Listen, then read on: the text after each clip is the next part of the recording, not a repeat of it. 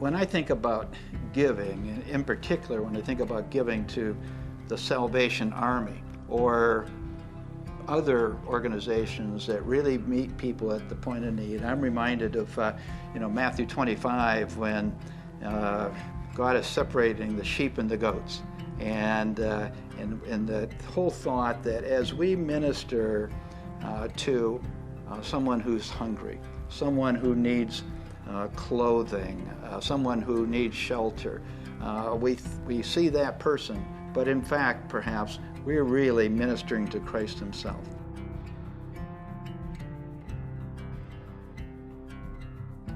Well, stewardship, I think, didn't come to me right away. My parents were not Christians, and so the whole concept of weekly or monthly giving wasn't part of my life. They gave money, but it wasn't a structured thing.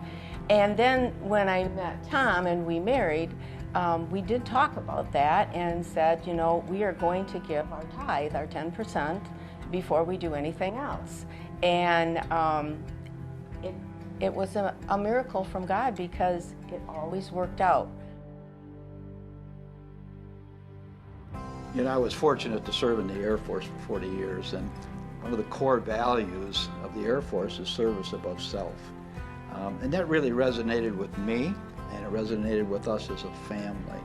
I really think that's a great way to live your life, and when you just seek to serve others and to do it sacrificially. And so that has really informed our giving along the way as well. Well, for years we gave to Salvation Army, primarily when there would be a natural disaster somewhere in our country and there would be a lot of public attention given to that. We always wanted to contribute to that.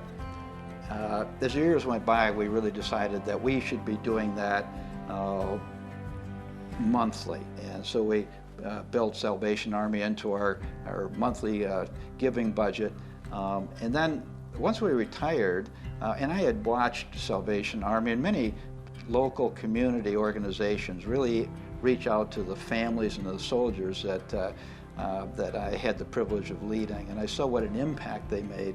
We decided that we needed to be more involved and have a greater role in that. We had some representatives come and talk with us, and that was the first time that I really went, oh, well, it's not just Red Kettles, it's a lot more than that. They help people with food and with Christmas and with, all kinds of things.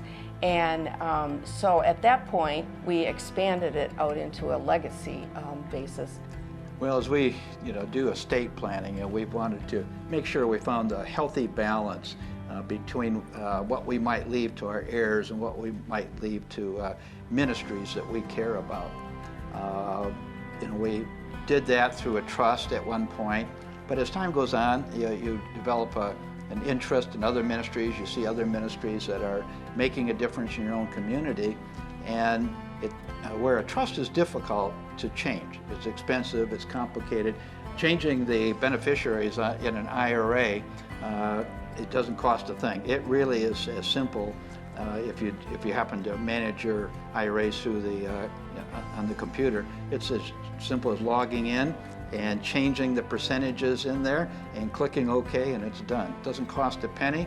You have to know how to do that, but if you have somebody managing your finances, they can do that too. It's very simple, very quick, and very easy. I think anybody that is interested in using the blessings God has showered them with wisely, I would really recommend they read a little book called The Treasure Principle. It's a very short book, it's a wonderful read, and it really was life-changing for us. That it really motivated us, encouraged us to really think very thoughtfully about our giving and how we can impact people right now, today, as well as for many, many years to come. God is really looking at our hearts, and He's looking at our willingness to serve Him by serving others. And I think Salvation Army does that wonderfully. So that is just so important to us as we give to a ministry. God doesn't prosper us to raise our level of living, but to raise our level of giving.